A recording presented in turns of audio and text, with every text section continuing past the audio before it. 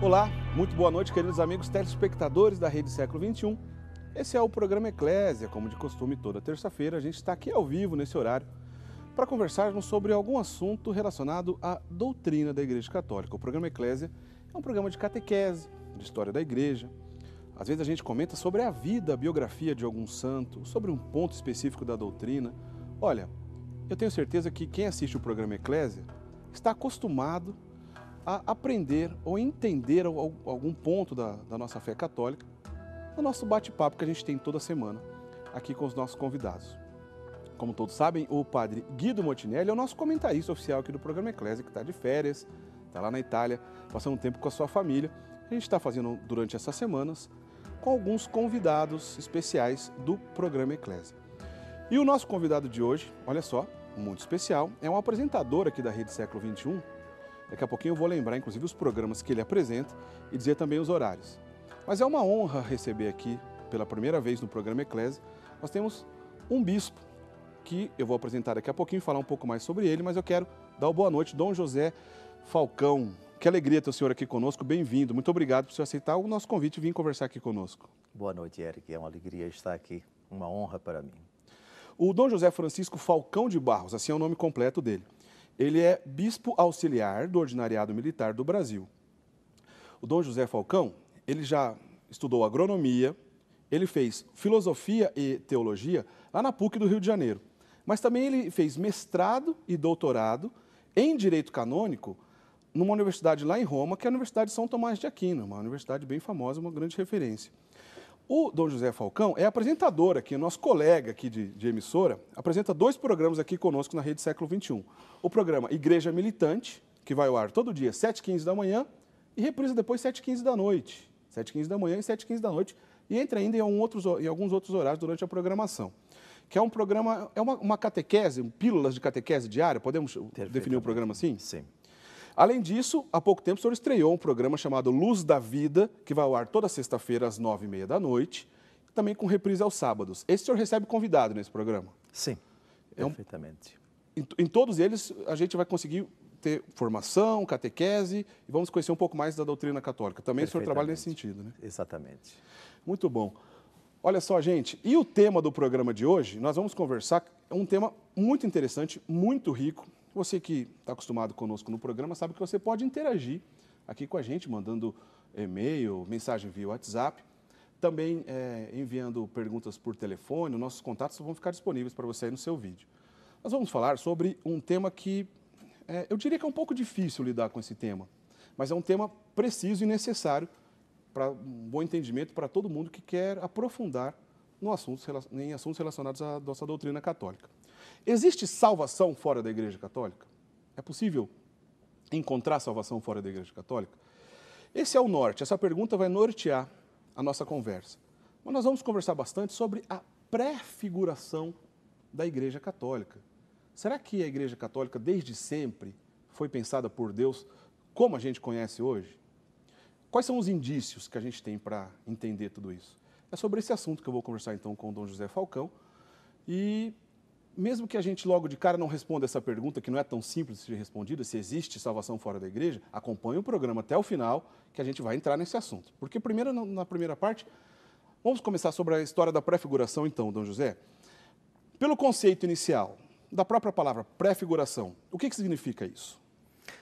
A etimologia dessa palavra, pré, significa antes, figura, imagem.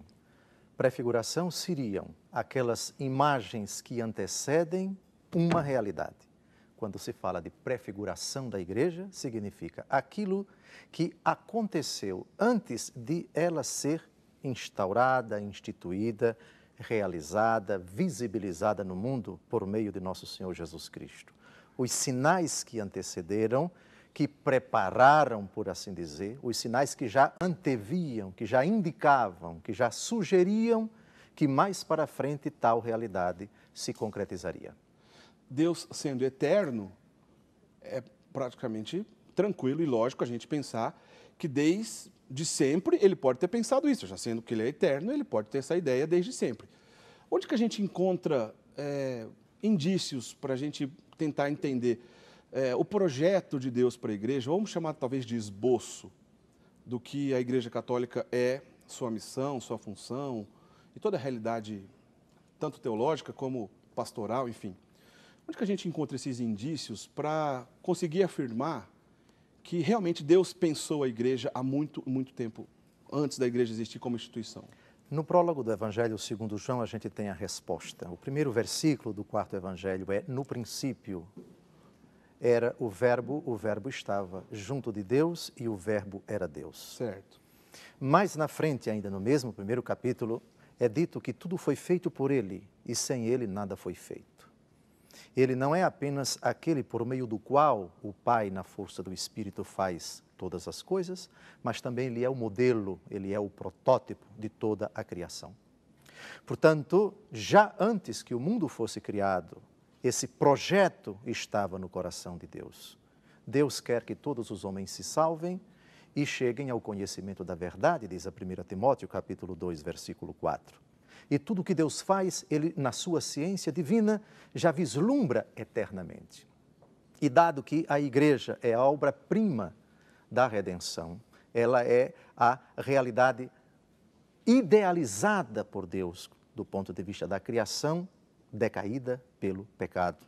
Então se pode falar no particípio feminino de algumas palavras que são cruciais para nós compreendermos esse plano de Deus. A igreja, no seio da eternidade, ela é projetada. Certo. Depois ela é prefigurada, depois ela é preparada, depois ela é instituída, depois ela é visibilizada e depois ela é consumada. A consumação plena da igreja é na glória. Então, são etapas, por assim dizer. Não se pode falar de etapa na eternidade, mas o princípio último dos primórdios da igreja, o coração de Deus. Deus projeta a igreja. Antes que o mundo fosse criado, Deus já concebeu a igreja, como concebeu toda a criação. E a criação foi realizada em vista da igreja, que é a obra da criação reconciliada pelo sangue de Cristo após a queda do pecado, a queda dos nossos pais, que teve consequências tremendas na história da humanidade. O senhor citou João, no princípio era o verbo, e, se não me engano, esse texto foi escrito em grego. E existe, inclusive, no original, a palavra arché, que é em grego, de onde vem, por exemplo, a palavra... Princípio. Princípio, exatamente. Que era uma discussão antiga de filosofia pelos filósofos gregos que procuravam como se fosse o princípio de todas as coisas, ou o princípio elementar de todas as coisas. E tem uma resposta direta para essa arché, que seria o próprio Cristo, vamos dizer assim. Vamos dizer assim, não tem como fugir, é o próprio Cristo. Nesse sentido, de início e ser o próprio Cristo, fica um pouco... alguns caminhos que a gente precisa percorrer para entender, e eu queria perguntar isso para o senhor, como a gente faz para entender, então?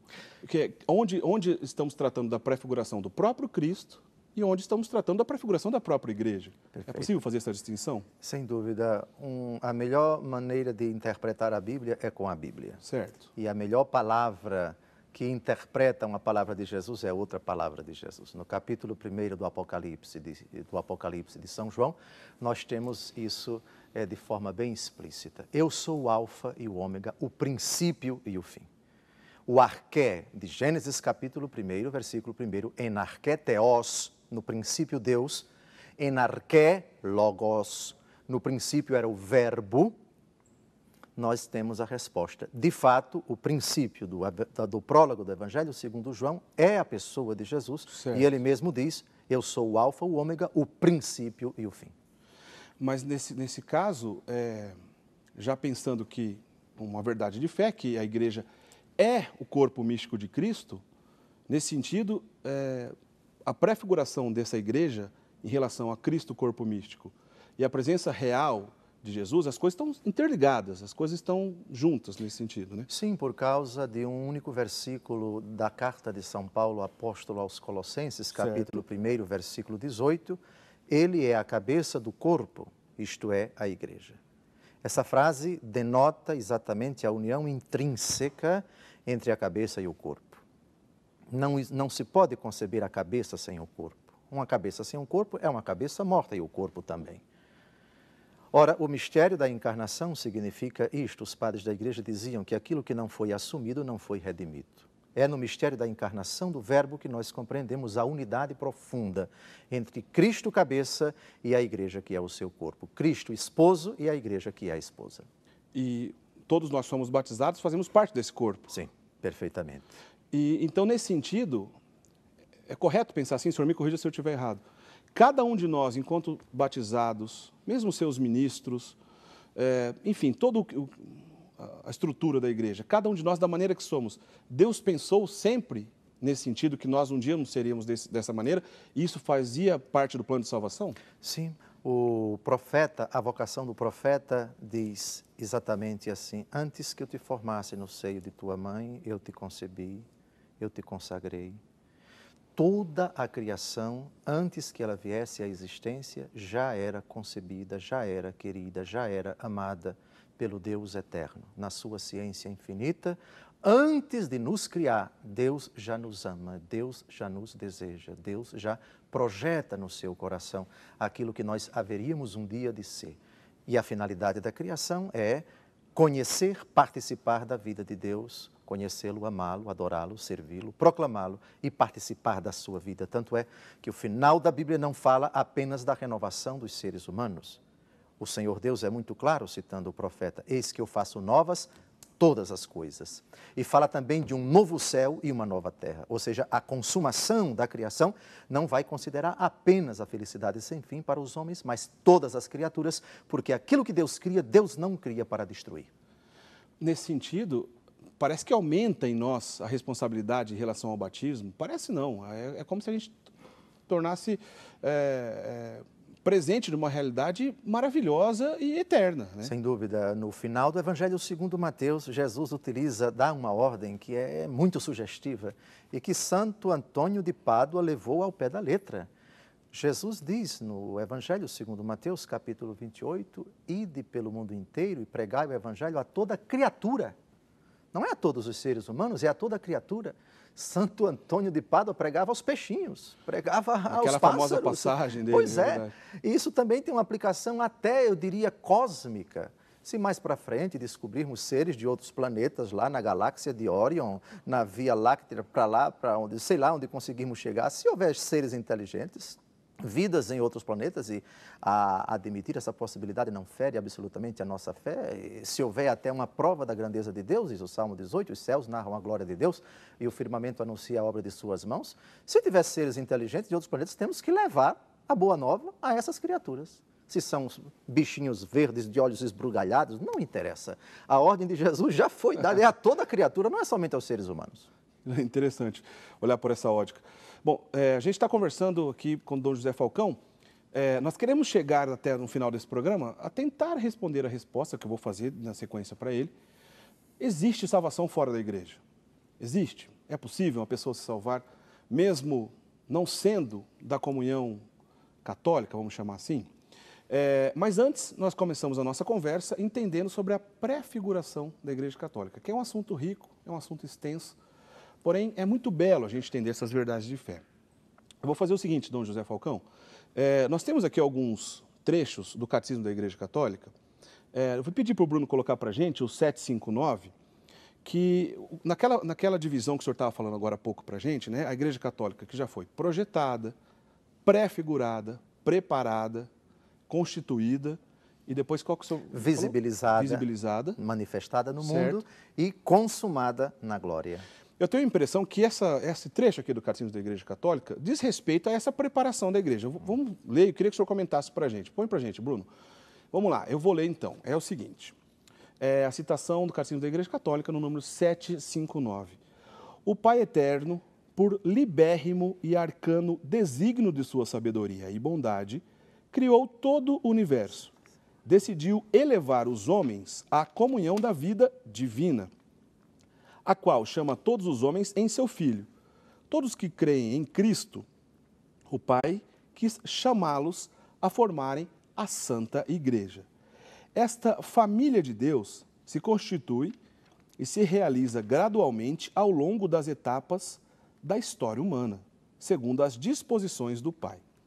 Com efeito, desde a origem do mundo, a Igreja foi pré-figurada, foi admiravelmente preparada na história do povo de Israel e na antiga aliança. Foi fundada nos últimos tempos, foi manifestada pela efusão do Espírito e no fim dos tempos será gloriosamente consumada. Catecismo da Igreja Católica, no número 759. Bom, a gente está diante de um documento oficial da Igreja que faz parte do magistério, que é verdade de fé. Aliás, a gente sempre diz aqui, né, a fé católica não é somente baseada nas Sagradas Escrituras. As Sagradas Escrituras, sim, porém, o Sagrado Magistério e a Sagrada Tradição também faz parte do tripé que está sustentado a fé católica. Está aqui uma boa dica para quem quiser se aprofundar nesse sentido, Dom José Falcão. Comenta para a gente esse trecho. Sim, o texto é muito rico e ele bastante cadenciado. Ele parte, na verdade, da Trindade. Deus desejou a igreja, Deus quis a igreja. Ela é a obra-prima, no sentido de que a criação, sem dúvida nenhuma, foi querida por Deus, mas Deus também, na sua ciência infinita, considerou, permitindo que a criatura feita à sua imagem e semelhança, dotada da capacidade de entender e de querer, um dia haveria de prevaricar, haveria de se afastar de Deus, de desobedecer a Deus. Malgrado isto, Deus manifesta prontamente, é uma reação quase que imediata ao pecado do homem, e ele já promete a salvação da humanidade. Estamos no Proto-Evangelho, capítulo 3 do livro do Gênesis, versículo 15, no monólogo com a serpente, não diálogo, porque é somente Deus quem fala. Porém, inimizade entre ti e a mulher, entre a tua descendência e a dela. Tu lhe ferirás o calcanhar, enquanto que ela esmagará a tua cabeça. Unanimemente, os padres da igreja viram aqui o primeiro anúncio do Evangelho. É o começo da reação de Deus, que vai atingir o seu ápice na encarnação do Verbo, no nascimento do Senhor, crescimento, vida pública, paixão, morte e ressurreição, de onde? Do lado adormecido de Cristo, recordando já a prefiguração de Adão, que dorme na letargia, no sono profundo, de onde ele tira Eva, sua esposa. Do lado de Cristo saem sangue e água, símbolos do batismo e da Eucaristia, sacramentos da Igreja. Então, aqui nós já temos no capítulo 3 do livro do Gênesis o começo dessa prefiguração. Essa passagem de Gênesis, que o senhor acabou de citar, ela é relacionada com uma outra passagem de Apocalipse, no capítulo 12.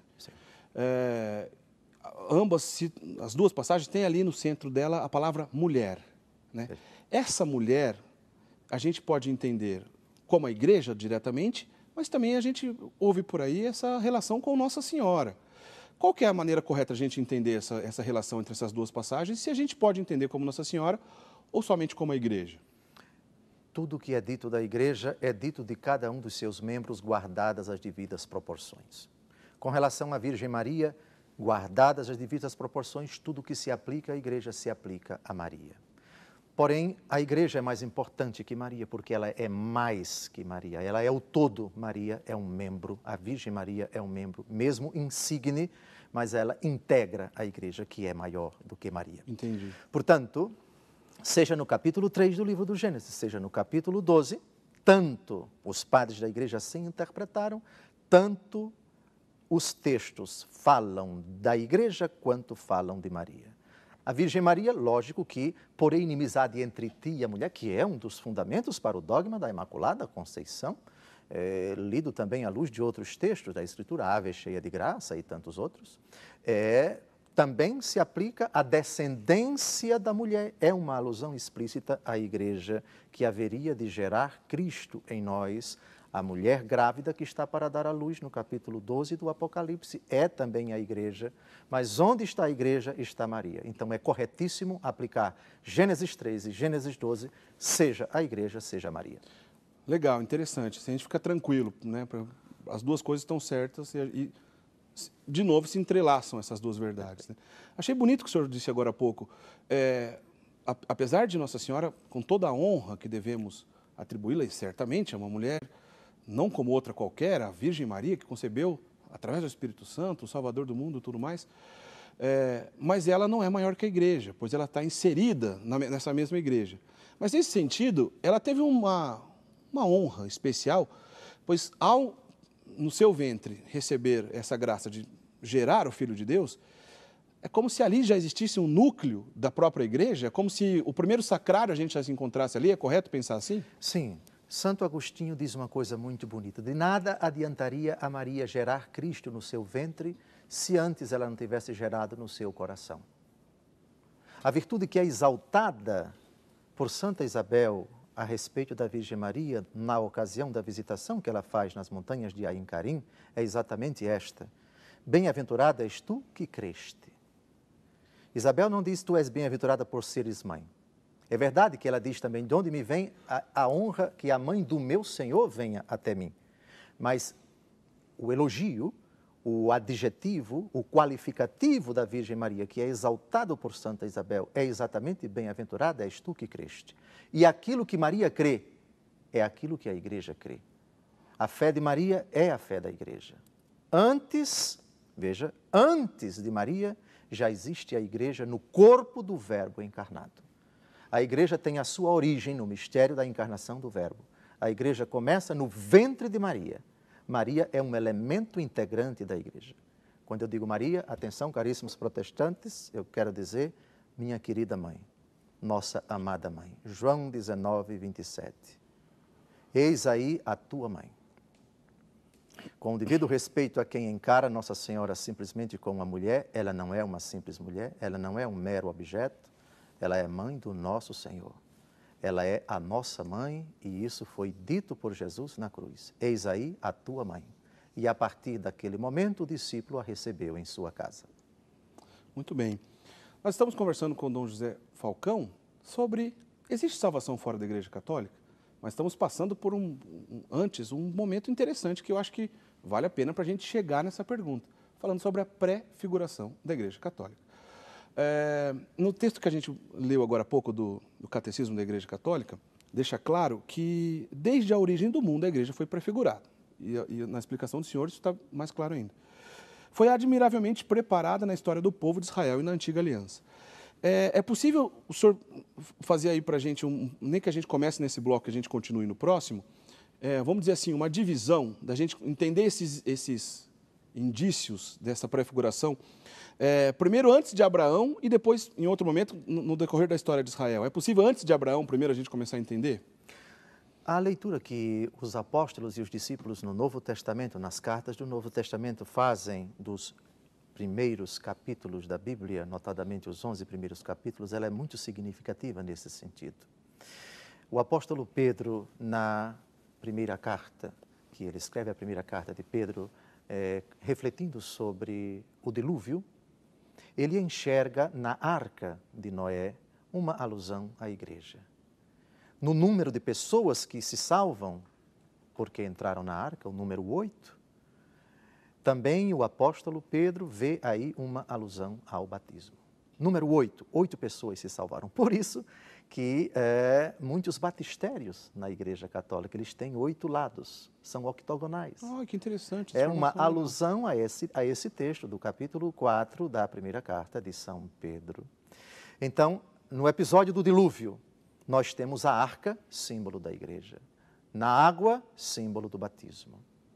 Vejamos também no episódio de Abraão, que, aí já é após Abraão, que oferece o dízimo de tudo a Melquisedeque. Melquisedeque é tipo, é figura, é imagem de Cristo.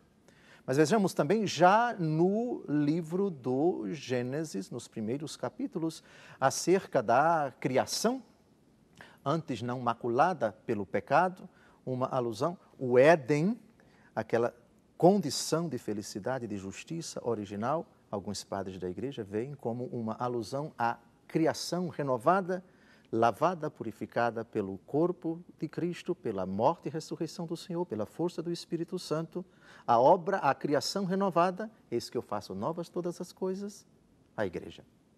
Então, já no Antigo Testamento, todas as realidades vistas à luz do Novo Testamento se tornam imagem, se tornam prefiguração, se tornam uma alusão remota daquilo que Deus Todo-Poderoso, após o pecado, haveria de fazer lá na frente, no tempo, o mistério da encarnação, da morte e ressurreição, consumado, visibilizado na obra-prima do Pai pelo Filho, que é a Santa Igreja. Isso continua depois em outros momentos, após Abraão, né? Só que eu acho que essa história é um pouco mais longa e a gente já vai para o primeiro intervalo. Talvez não dê tempo da gente entrar nesse assunto. Vou falar na sequência para o senhor explicar isso para a gente. Na oportunidade, eu quero agradecer a Vicentina de Fátima Andrade, ela é de Carvalho, Minas Gerais. Ela está dizendo aqui que ficou sócia. A gente agradece muito, viu, Vicentina? Através de pessoas como a senhora, que é possível a gente manter essa obra de evangelização no ar. Se você ainda não é sócio, aproveita, liga para a gente. Pergunta para as nossas atendentes, olha, eu queria ficar sócio, qual que é a melhor maneira possível de eu ajudar? Ou eu queria uma ajuda e mesmo assim não sou sócio, como é possível? Liga para a gente, as nossas atendentes vão te orientar. Em nome da dona Vicentina de Fátima Andrade, eu agradeço todos os nossos associados que acompanham o programa Eclésia. Como a gente vai para o intervalo daqui a pouquinho, e o assunto é longo para o próximo bloco, só uma curiosidade para a gente entender. No trabalho do senhor, ordinariado militar, ele trabalha diretamente com o quê? Como é que as paróquias militares atuam e onde isso acontece? A jurisdição do ordinariado militar é sobre todos os militares e seus familiares. Do ponto de vista do espaço, a Spirituale Militum Cura de São João Paulo II, que é uma constituição que erige canonicamente os ordinariados militares, é dito que a jurisdição do arcebispo militar, do ordinário militar, é sobre todos os espaços e ambientes reservados aos militares. Todos os militares brasileiros que trabalham, que atuam em determinados espaços reservados para eles, sejam dentro ou fora do território nacional, as forças de paz no Haiti, por exemplo, nós temos no sul do Líbano, no norte de Israel e em alguns outros lugares do mundo, onde há militares e espaços e ambientes reservados aos militares, o arcebispo militar tem jurisdição primária e principal. E os fiéis, por assim dizer, as ovelhas do arcebispo militar, que é o pastor castrense, o pastor do rebanho militar, são todos os militares da ativa e da reserva remunerada, do Exército, da Marinha, da Força Aérea, das polícias militares, dos corpos de bombeiros militares e os seus familiares. Quer dizer, as Forças Armadas, as Forças Auxiliares, os seus familiares, claro, estão todos juntos.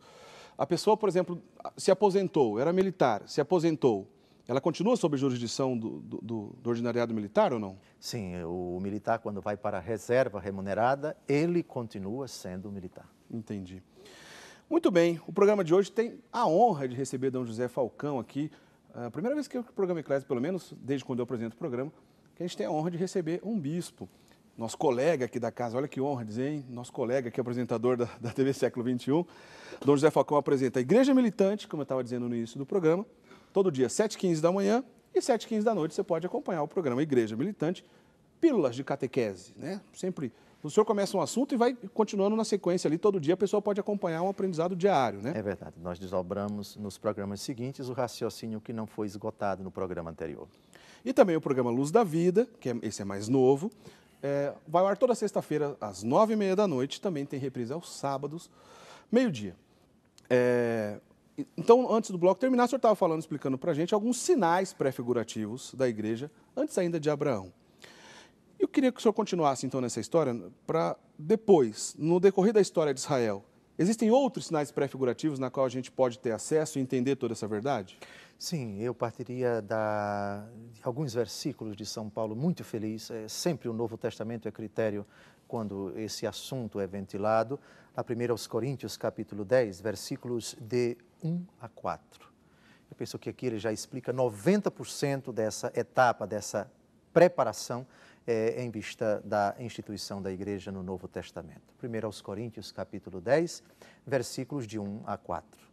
Não quero que ignoreis, irmãos, que os nossos pais estiveram todos debaixo da nuvem e que todos atravessaram o mar. Todos foram batizados em Moisés, na nuvem e no mar. Todos comeram do mesmo alimento espiritual. Todos beberam da mesma bebida espiritual, pois todos bebiam da pedra espiritual que os seguia, e essa pedra era Cristo. Veja, o olhar neotestamentário que o apóstolo Paulo faz sobre os acontecimentos do Antigo Testamento. Então, com esse texto, a gente olhando para o Antigo Testamento vai encontrar inúmeras prefigurações na história de Israel. Vejamos a saída do povo do cativeiro do Egito em direção à terra prometida. O mar vermelho recorda o batismo. O cordeiro imolado é símbolo de Cristo, cordeiro que foi sacrificado para ser comido naquela noite santa. O sangue que foi aspergido, que foi colocado nos dintéis, nos umbrais das casas, para que o anjo exterminador não entrasse e não matasse os primogênitos dos hebreus. Temos também a peregrinação no deserto, os 40 anos que o povo passou no deserto, os 40 dias que Moisés passa no monte, também uma alusão ao sofrimento de Cristo, ao período que Cristo passou no deserto quando foi tentado pelo demônio. Sempre o número 40 presente. Sempre o número 40. O maná, que é prefiguração da Eucaristia, Jesus fala disso também no capítulo 6 do Evangelho segundo João, não é? Vossos pais comeram e morreram, o pão que eu hei de dar, quem dele comer não morrerá jamais, terá a vida eterna, etc. O discurso na sinagoga de Cafarnaum. Nós temos Israel entrando na terra prometida, que é prefiguração da vida eterna.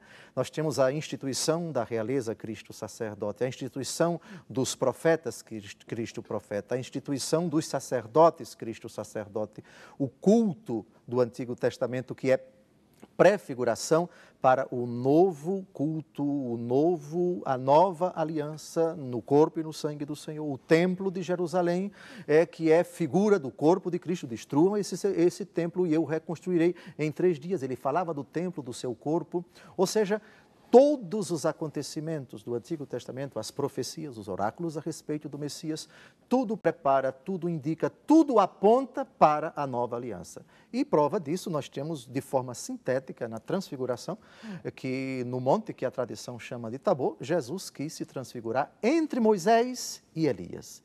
Ambos conversavam a respeito de Cristo.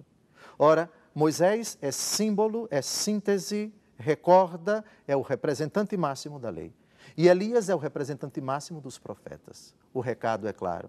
A lei e os profetas falam de Jesus, preparam o povo para a chegada de Jesus. São anúncios, são prefiguração da pessoa de Cristo. Eles são preparação e Cristo é o cumprimento. E tem alguns detalhes que fica claro, isso inclusive na liturgia, né? O senhor disse aí dessas relações que são sempre diretas e claras.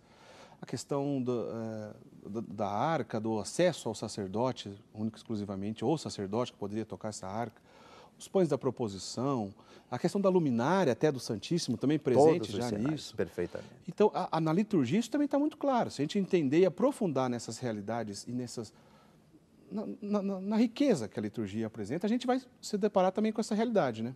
Perfeito. Um livro que nos ajuda bastante a compreender essa relação, essa interação, mas também a superação da nova em comparação com a antiga aliança, é a Carta aos Hebreus. A Carta aos Hebreus provavelmente foi escrita por um sacerdote, ou pelo menos por um teólogo profundamente conhecedor da liturgia judaica, do Antigo Testamento, e ele faz uma leitura cristã de todas as instituições judaicas veterotestamentárias, mostrando ao mesmo tempo uma continuidade, o cumprimento e também uma superação e um aperfeiçoamento. Talvez abrindo um parênteses aqui, porque esse assunto talvez renderia mais outro programa, quem sabe. Falando dessa antiga aliança, da Carta aos Hebreus e tudo mais, aquilo que ainda até hoje, como a gente pode fazer referência, nossos irmãos mais velhos, vamos dizer assim, os judeus praticam, os detalhes, o Hagadá, por exemplo, que é a festa da Páscoa, onde se reúne a família, esses detalhes estão, claro, presentes. Mas a gente não pode dizer que aquilo já era o que a gente entende como igreja, ou aquilo não era a prefiguração da igreja, no sentido, eu estou dizendo agora, de culto. O senhor pode dizer para a gente, aquilo lá também já diz respeito à prefiguração da igreja relacionada a esse culto?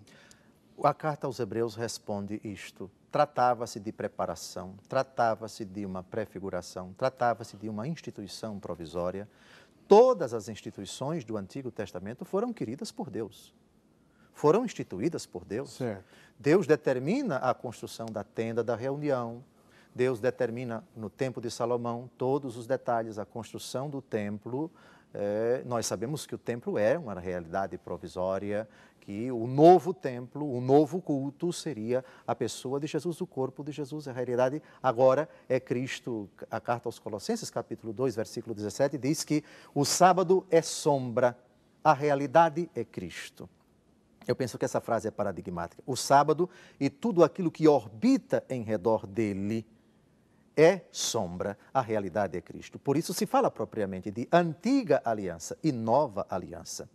É lógico que é no discurso de Jesus que nós vamos perceber aquilo do Antigo Testamento que é conservado e aquilo que é não abolido, mas aperfeiçoado. A frase de Jesus é: eu não vim abolir a lei, mas vim levá-la à perfeição.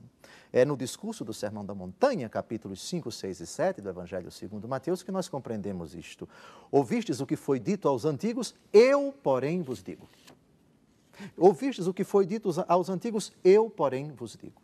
Então, como é que o Antigo Testamento, que não é abolido absolutamente, mas levado à perfeição, ele é levado à perfeição a partir de Cristo, na ótica de Cristo. É Cristo quem aperfeiçoa a lei. Em Romanos capítulo 13, versículo 10, disse que a caridade é a plenitude da lei. E a caridade é o mandamento novo instituído por nosso Senhor Jesus Cristo. Sai-se da lei do talião, dente por dente, olho por olho, para amai os vossos inimigos. Há contradição, há contraposição? Não há contradição, mas há evolução, há aperfeiçoamento. A perfeição da antiga aliança é a nova. A realização da antiga aliança é a nova aliança. Cristo é a realidade. Cristo é a concretização. A outra realidade é preparação, portanto, algo provisório, que por sua vez não é abolido, mas aperfeiçoado. Sendo assim, só ele, que era Deus, Jesus é Deus, pode referir a si próprio como eu sou. Nessa referência também ao eu sou do Antigo Testamento. Né? Perfeito. No capítulo 3 do livro do Êxodo é dito, Deus pela primeira vez revela o seu nome a Moisés, eu sou aquele que sou, e também o eu sou. Se o faraó me perguntar quem foi que me enviou aqui, tu dirás, eu sou. Esse é o nome de Deus. Jesus utiliza essa afirmação algumas vezes. E uma delas, ele quase foi apedrejado. Quando, lá no Evangelho segundo João, ele diz, antes que Abraão existisse, eu sou. Quando ele disse isso, pegaram pedras para lapidar nosso Senhor. Porque nosso Senhor utilizou uma frase que só foi utilizada por Deus e os judeus até hoje não ousam chamar Deus pelo seu nome, Javé. Não Jeová, mas Javé. Eles não chamam o nome de Deus porque é santíssimo. E Jesus utilizou prova da sua divindade. Eu e o Pai somos um, João capítulo 10, versículo 30, mas nesta ocasião também, antes que Abraão existisse, eu sou. Dos lábios de Jesus, isso é uma prova contundente da sua divindade. Toda a nossa conversa, para a gente chegar daqui a pouquinho na pergunta que vou fazer a Dom José Falcão, existe salvação fora da igreja? Mas o tema é rico, é profundo, e a gente está estudando, vou chamar assim de um estudo, sobre a pré-figuração da Igreja Católica. No começo da nossa conversa, eu perguntei justamente para o senhor o que significa pré-figuração, e eu queria que o senhor fizesse, continuando aquele conceito, um comentário para a gente entre essa figura e essa realidade. Porque a gente pode entrar em conceitos profundos, inclusive filosóficos, mas é interessante esse tema. Traduzindo, eu não sei se eu deveria fazer essa pergunta, mas vou fazer, se o senhor me corrija se estiver errado. A igreja que nós temos hoje já é o reino de Deus iniciado. Né? Inclusive, alguém que já contestou isso foi condenado no passado, até pelo Papa Pio X, que eu me lembro que essa heresia no passado já foi condenada. Mas a igreja é o sonho de Deus, nesse sentido de realidade e figura? Deu certo a coisa? A afirmação que a igreja é o início, é o germe do reino de Deus, manifesta já o reino de Deus, ainda que não em plenitude, porque o pecado subsiste na história da igreja, que é essencialmente santa. Não existe igreja pecadora. Quem diz que a igreja é santa e pecadora precisa estudar, precisa se ajoelhar, precisa pedir perdão a Deus, porque isso é uma blasfêmia. A igreja é uma realidade apenas santa. As 4 notas características da igreja são unidade, santidade, catolicidade e apostolicidade. Creio a igreja una, santa, não pecadora, santa, católica e apostólica. Portanto, a igreja não tem pecado. Até porque não existe igreja sem esta união profunda entre cabeça e corpo. Quando você diz que a igreja é pecadora, você está atingindo a própria cabeça, portanto está chamando Cristo de pecador, o que é blasfêmia. Mas os seus membros são sujeitos ao pecado.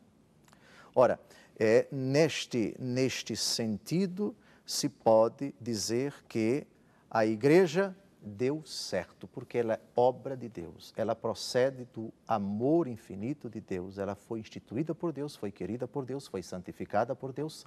O apóstolo Paulo fala de uma esposa pura e sem mácula que ele deve apresentar a Deus. Tal é a realidade da igreja, toda fulgurante, toda santa, impecável, porque lavada, reconciliada pelo sangue do seu esposo. Deu certo, ela é santa, o pecado que existe dentro da igreja não é obra de Deus, e a igreja não é uma realidade ainda consumada, porque está a caminho. A sua perfeição é a glória, onde não haverá nenhum vestígio de imperfeição. A igreja já é uma realidade que deu certo, porque tudo que Deus faz é perfeito. Deus criou perfeito. A imperfeição é fruto do pecado do homem. Deus reconcilia, resgata, purifica a criação, e isto é obra de Deus e, portanto, ela é impecável. A igreja já manifesta o reino, ainda que não plenamente por causa do pecado que existe nela. A afirmação é correta. A igreja é a perfeição da obra de Deus. É a obra de Deus que foi criada por Deus, perfeita, decaída por causa do pecado do homem, mas reconciliada pelo sangue de Cristo. E com a reconciliação na força do Espírito Santo, ela cresce até a perfeição e a plenitude na glória.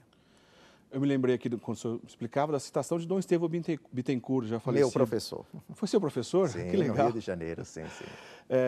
Eu não me lembro onde, em algum lugar eu li que ele disse algo mais ou menos assim, que mesmo se o ouro for conduzido por mãos sujas, ele não perde seu valor, continua sendo ouro. Né? A sujeira não está no ouro em si, mas em quem a carrega. Tem tudo a ver com o que o senhor estava acabando de dizer. Nesse sentido, Bruno, põe para a gente a citação 761, porque o senhor estava falando aqui de pecado, e a 761, depois, se der tempo, a gente volta na 760. Vamos primeiro na 761. Vamos ler essa citação do Catecismo da Igreja Católica? Vamos lá. Então, o Catecismo da Igreja Católica, no número 761. A reunião do povo de Deus começa no instante em que o pecado destrói a comunhão dos homens com Deus e entre si. A reunião da igreja é, por assim dizer, a reação de Deus ao caos provocado pelo pecado. Esta reunificação realiza-se secretamente no seio de todos os povos, em qualquer nação que o teme e pratica a justiça, é aceito por ele. Isso aqui é de Atos dos Apóstolos, uma citação de Atos dos Apóstolos. De certa forma, está no assunto que o senhor estava comentando anteriormente, não é, Dom José Falcão? Perfeito. Deus responde à desobediência do homem e da mulher dirigindo-se à serpente. A serpente é a autora da maculação da obra de Deus. E Deus faz uma promessa à serpente.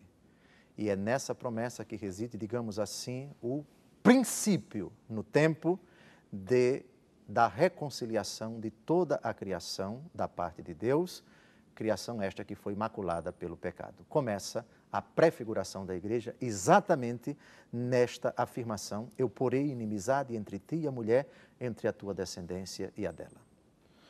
Bom, eu acho que todo mundo está aguardando a gente chegar nas questões relacionadas se há ou não salvação fora da igreja. Eu já vou fazer essa pergunta, calma. Para encerrar o nosso assunto, vamos dizer assim, tudo que diz respeito à pré-figuração, bom, para encerrar não, porque a gente não encerraria aqui, o assunto é rico, iria muito mais coisa ainda. Mas só para que ficar claro e que a gente entenda. Quando a gente diz respeito ao Novo Testamento, no Antigo está claro, nós falamos aqui diversas vezes, o senhor explicou, a citação do Catecismo também, está presente no Antigo Testamento a pré-figuração da igreja. E de Cristo, claro, é óbvio, também. No Novo Testamento, naquele esquema que o senhor fez como projetada, pré-figurada, preparada, etc., é possível a gente afirmar que o Novo Testamento já é a igreja constituída? O Novo Testamento é a plenitude, é a consumação da obra do Pai por meio do Filho na força do Espírito Santo. Consumação que, com relação a Deus, nada mais precisa ser feito senão agir na força do seu Espírito. Não há mais nada que Deus possa fazer além daquilo que ele já fez no tempo e no espaço. Não há um segundo sacrifício. Jesus não vai morrer de novo. Jesus não vai sofrer por nós novamente. A obra já está consumada. Aliás, a frase dele na cruz foi: tudo está consumado. Com a efusão do Espírito Santo, sua ressurreição, sua ascensão e a efusão do Espírito Santo, o que é que nós temos? Nós temos o tempo da igreja. O apóstolo Paulo, na carta aos Colossenses, capítulo 1, versículo 24, define muito bem isto.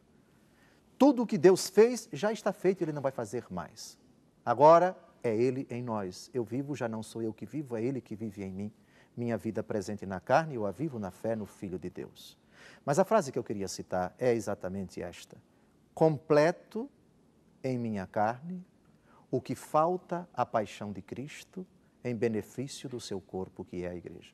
No corpo de Cristo, a paixão está consumada. No seu corpo mesmo. Só que no seu corpo místico, a igreja, a paixão de Cristo continua. O seu sofrimento continua. Suas dores continuam. Sua via sacra continua. Ali onde os cristãos são perseguidos, ali onde a igreja encontra obstáculos, ali onde a igreja é cerceada nos seus direitos, ali onde os cristãos são perseguidos pelo simples fato de serem cristãos. Todavia, a obra foi uma vez por todas.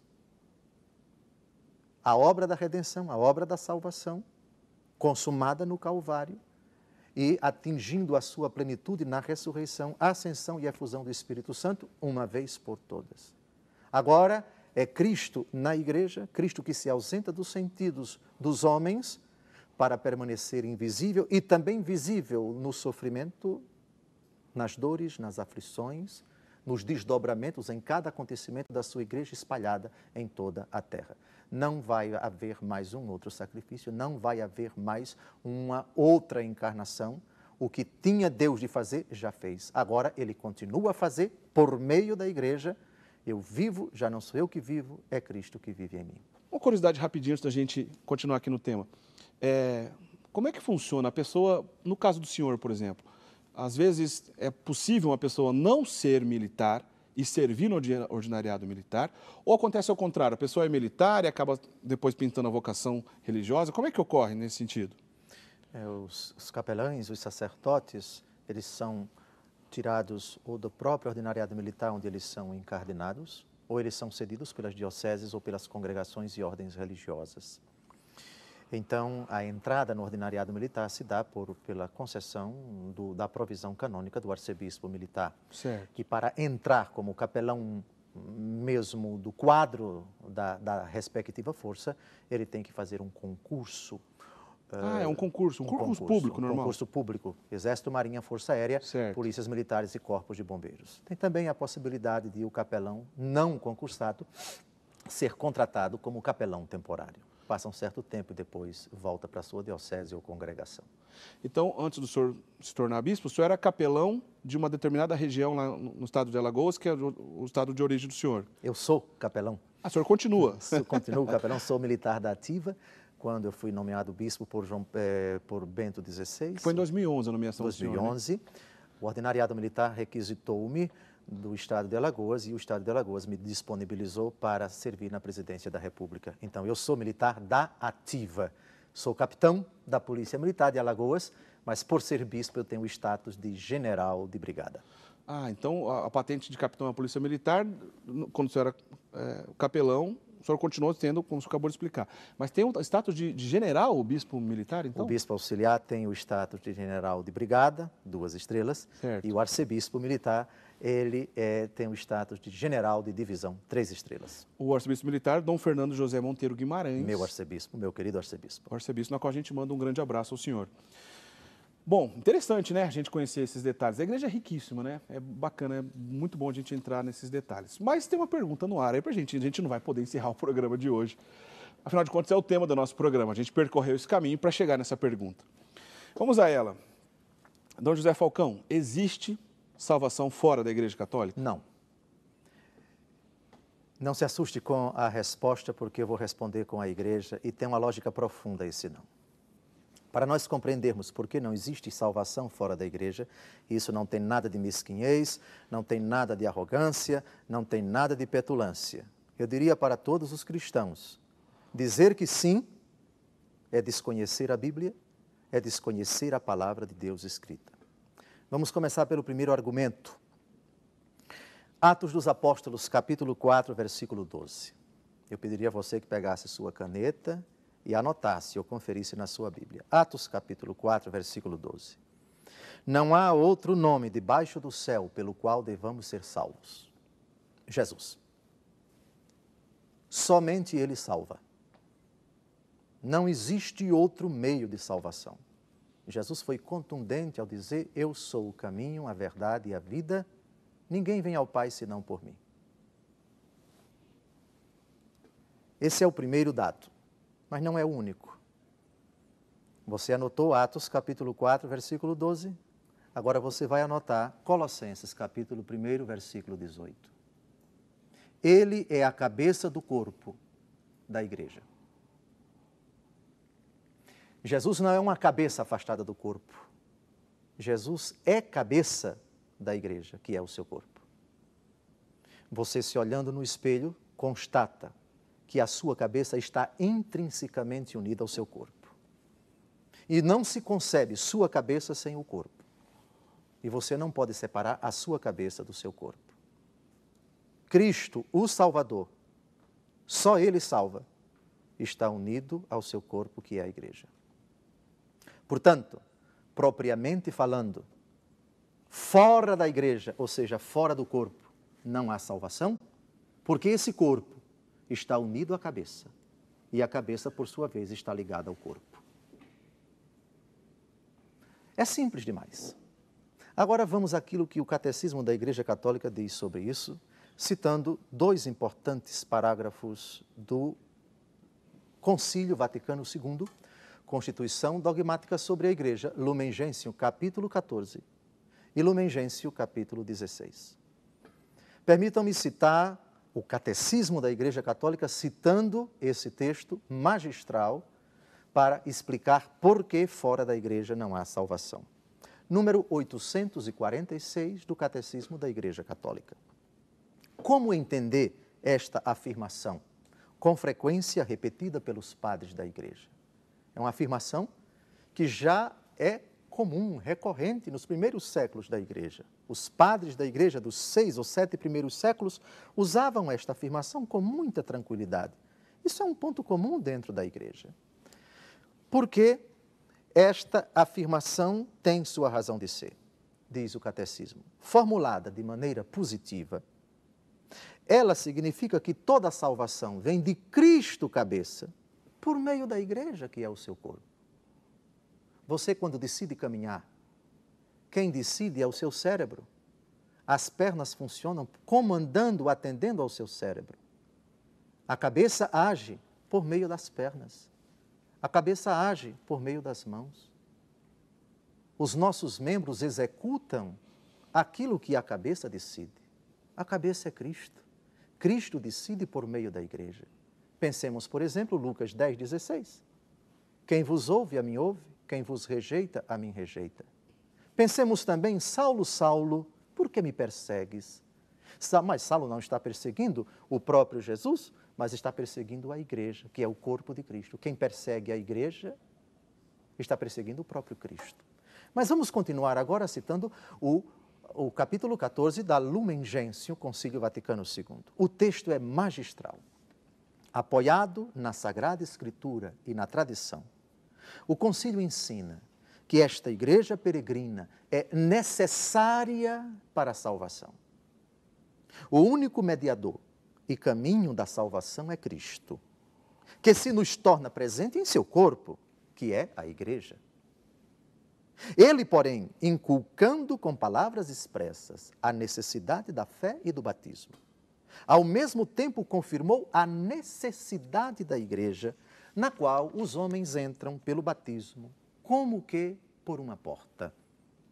Agora vem a afirmação mais lapidada do concílio, prestem atenção. Por isso, não podem salvar-se aqueles que, sabendo que a Igreja Católica foi fundada por Deus, por meio de Jesus Cristo como instituição necessária, apesar disso, não quiserem nela entrar ou nela perseverar. O texto é magistral e é um texto de 1965. Estamos há 50 anos deste texto. Uma afirmação simplicíssima. Contestá-la com o devido respeito é um convite para que se estude mais a teologia, para que se investigue com mais acuidade textos do Novo Testamento, afirmações do próprio Jesus, afirmações do Novo Testamento. Mas é preciso tratar de uma outra coisa. E aqueles que, sem culpa, nunca ouviram falar de Cristo e da sua igreja, como ficam? Deixa eu me Até agora, interromper só para dar um exemplo. A gente poderia pensar alguém, por exemplo, que vive numa aldeia deserta, num povoado distante, que nunca teve acesso à informação e nem catequese, não sabe nem que Jesus existiu. Perfeito. Essas pessoas encaixariam nessa explicação? Perfeito. Continua o raciocínio magistral do Catecismo da Igreja Católica, agora número 847. Esta afirmação, ou seja, essa afirmação do Concílio Vaticano II, Lumen Gentium, capítulo 14, não visa aqueles que, sem culpa, desconhecem Cristo e sua Igreja. Vejamos o que diz agora o número 16 da Constituição Dogmática Lumen Gentium sobre a Igreja. Aqueles que, sem culpa, ignoram o Evangelho de Cristo e sua Igreja, mas buscam a Deus com coração sincero e tentam, sob o influxo da graça, cumprir por obras a sua vontade, conhecida por meio do ditame da consciência, podem conseguir a salvação eterna. O princípio é magistral.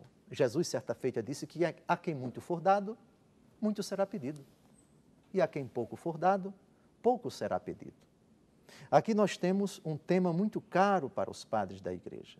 Há determinadas pessoas que estão em condição de ignorância inculpável.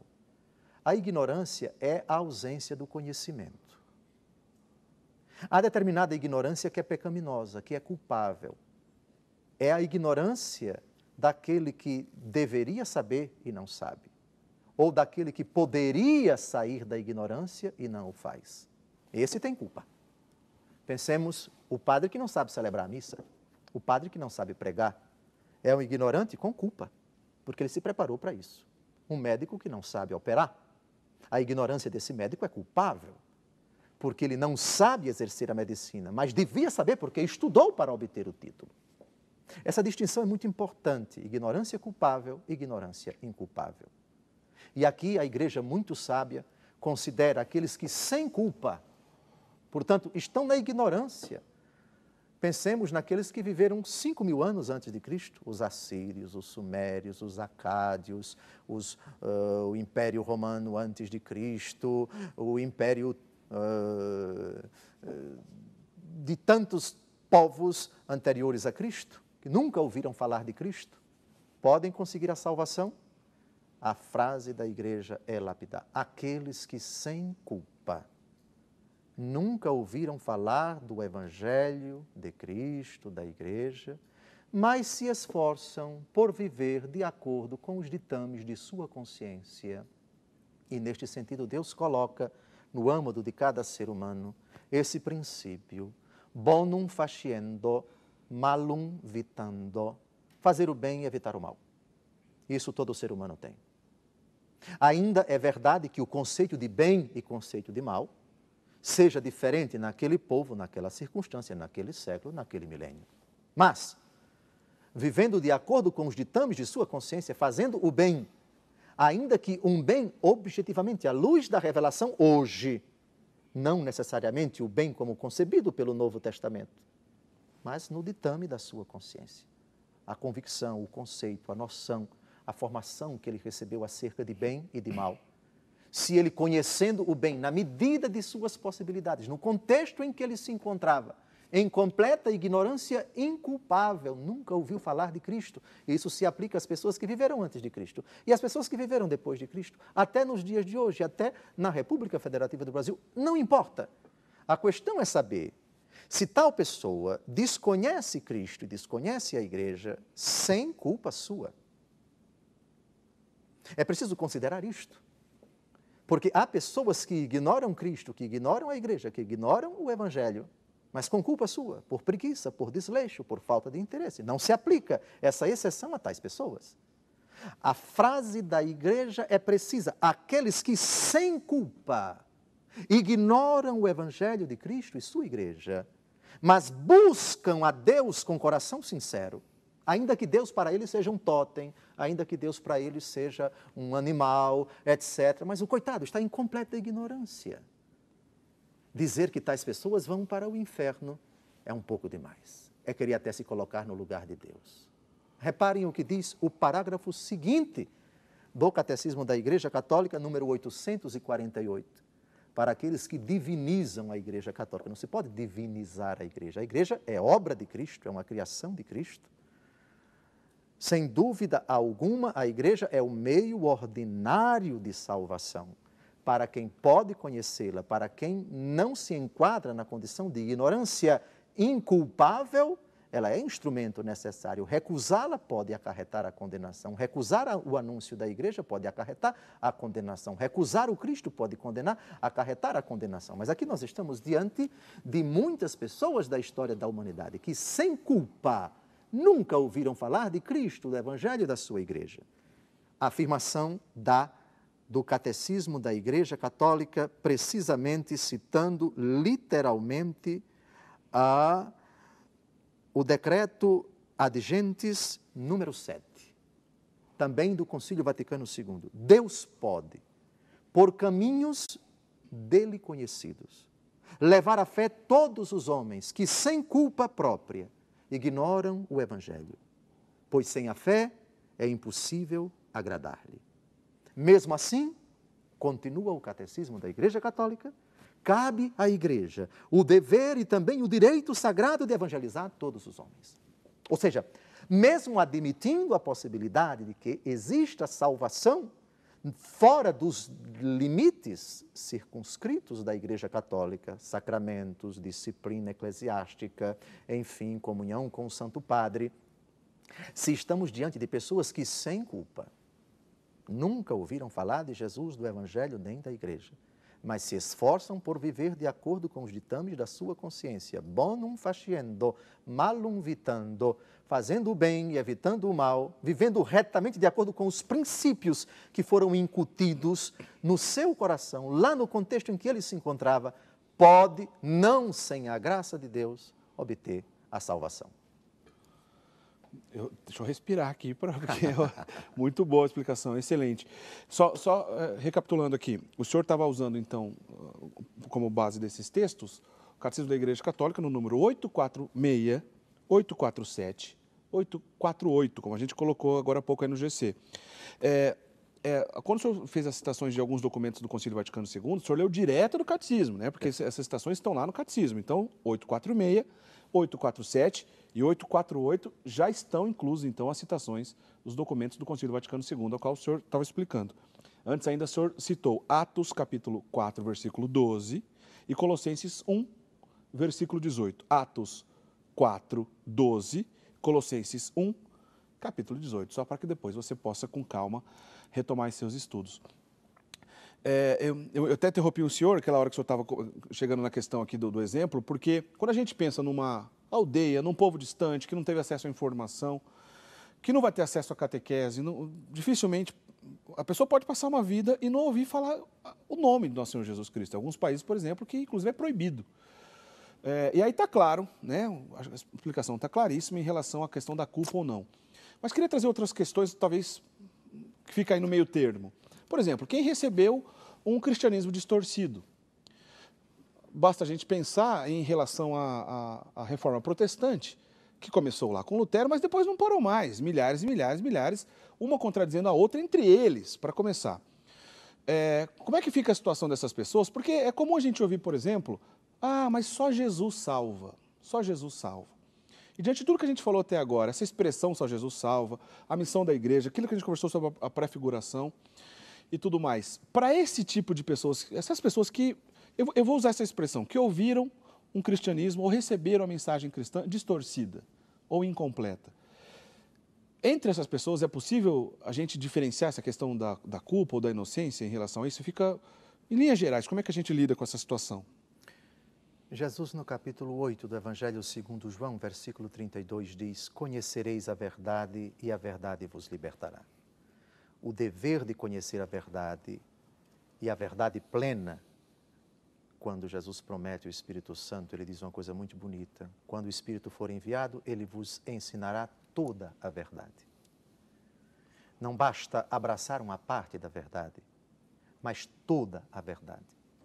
Porque uma parte da verdade também o diabo abraça. O diabo também está interessado na verdade. No capítulo 1 do Evangelho segundo Marcos, Jesus chega na sinagoga e se defronta com um possesso. Um homem possuído pelo espírito imundo. E o espírito imundo, profundamente irritado, chega para Jesus e diz: vieste aqui para perder-nos? Sei quem tu és, o Santo de Deus.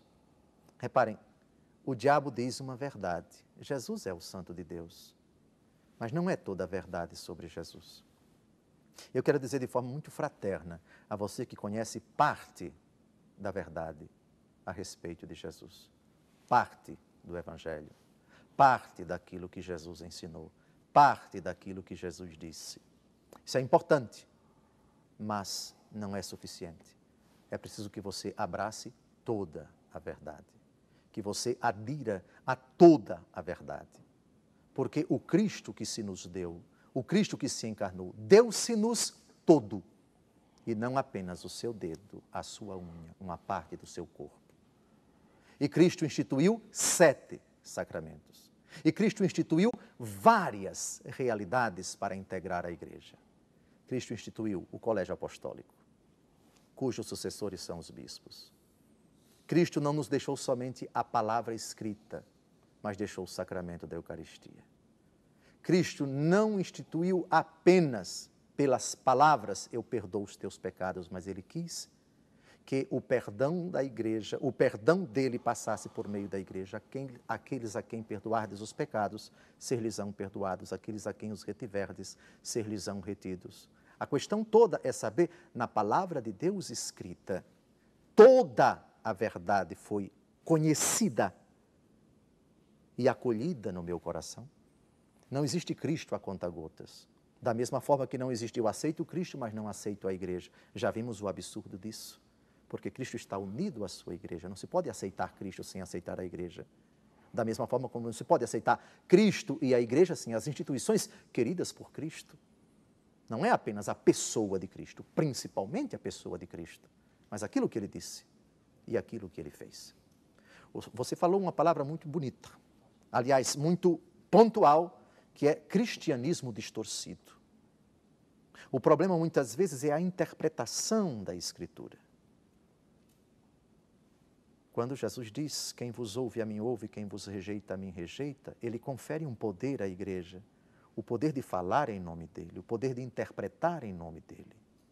No episódio dos Atos dos Apóstolos, do eunuco da rainha de Candace, que foi adorar o Senhor em Jerusalém e voltou numa carruagem, o Espírito Santo manda Filipe ao encontro dele. O eunuco está lendo o livro do profeta Isaías, o cordeiro levado ao matador, o cordeiro manso, etc., uma profecia sobre o servo sofredor. E o diácono Filipe diz, de quem é que o profeta está falando? E eu sei, não há quem me explique. E Filipe explicou. Uma prova contundente na Bíblia de que a palavra de Deus escrita não é suficiente. É preciso um critério seguro para interpretá-la. Aí entra o magistério da igreja. Não existe um manual de interpretação da Bíblia, mas existe uma instância que nosso Senhor Jesus Cristo quis, instituiu, e a ela conferiu poderes para interpretar autenticamente o livro sagrado, o magistério da igreja. O que Martinho Lutero fez foi exatamente dizer: cada um tem o Espírito Santo, interprete a Bíblia do jeito que você quiser, porque o mesmo Espírito que é dado ao Papa é dado para cada um dos batizados. Logo, cada um pode interpretar a Bíblia. E o resultado foi catastrófico. Cada interpretação deu origem a uma denominação religiosa. Por isso, caríssimos, eu diria para aqueles que são vítimas de um cristianismo distorcido, é preciso voltar ao começo. É preciso voltar às origens. É preciso compreender o que nosso Senhor Jesus Cristo quis a respeito da palavra de Deus escrita e da sua interpretação. Como eu posso entender se não há quem me explique, diz o eunuco no capítulo 8 dos Atos dos Apóstolos, o eunuco da rainha de Candace. A Bíblia só não se sustenta. É preciso a Bíblia lida e interpretada à luz de duas outras fontes da fé, o magistério da Igreja e a grande tradição da Igreja. São três as fontes da fé. Bíblia sem tradição e sem magistério é fazer de cada pessoa um papa, é colocar a Bíblia aqui e dizer: eu sou a autoridade suprema na interpretação da Bíblia, o que é catastrófico, o que é deletério, e a história prova que quando você separa, divorcia a palavra de Deus escrita do critério interpretativo que o Senhor Jesus conferiu ao magistério da Igreja, ou seja, aos sucessores dos apóstolos, os bispos, em comunhão com o Papa, chefe do colégio episcopal, você pode descambar nesta tragédia do fraccionamento, da divisão dos cristãos. Para você que assiste sempre o programa Eclésia, já ouviu essa expressão diversas vezes, e é com muita alegria que a gente ouve a confirmação da catequese do senhor bispo aqui, para que isso fique claro, mas isso é feito de toda a igreja, isso devia ser claro para todo catequista, para toda a igreja, mas é claro, Bíblia, tradição e magistério. E além disso, esse conceito de somente a escritura, sola escritura, uma distorção protestante, que faz, como o senhor bem disse, de cada cristão um papa ou alguém que teria o poder que não tem.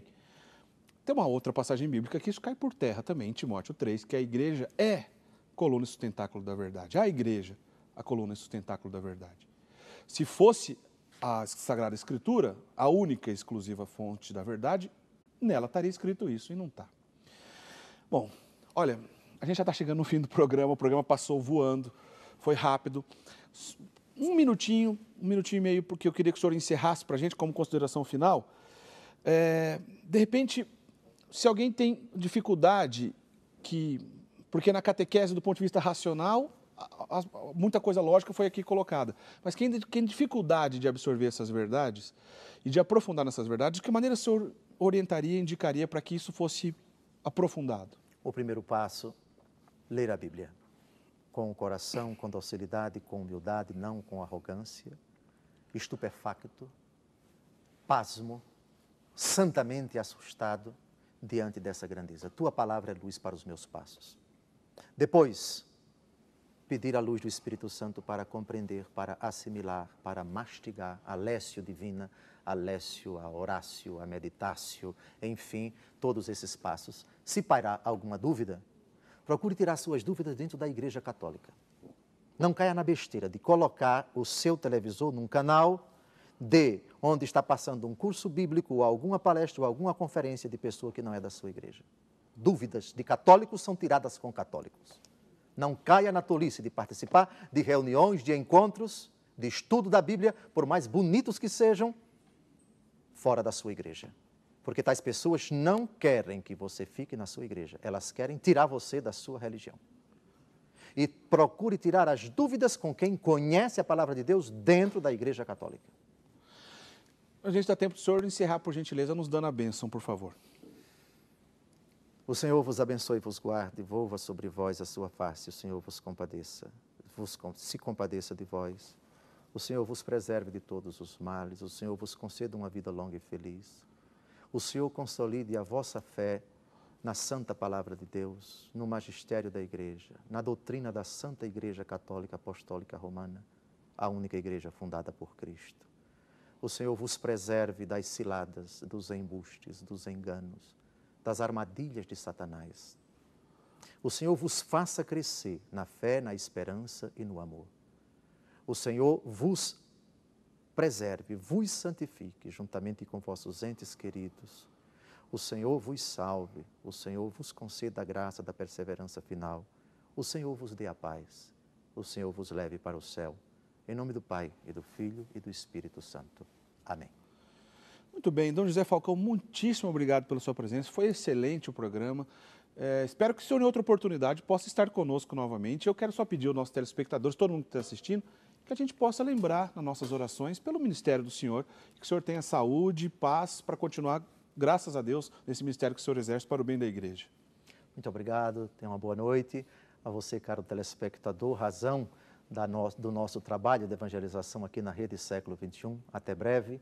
Caro Eric, Deus proteja sua vida, seu ministério, seu serviço em prol da igreja, seus sonhos legítimos e seus projetos. Amém. Bom, gente, você já sabe, como eu disse várias vezes, mas vale a pena relembrar aqui, assista o programa Igreja Militante, que vai ao ar todo dia, 7h15 da manhã e 7h15 da noite, com Dom José Falcão, e Luz da Vida, toda sexta-feira, às 9h30 da noite, reprise aos sábados, meio-dia. Semana que vem a gente se encontra para outro tema bacana, com outro entrevistado aqui conosco, para a gente continuar o nosso programa Eclésia também, com temas interessantes na semana que vem. Até lá, tchau, tchau.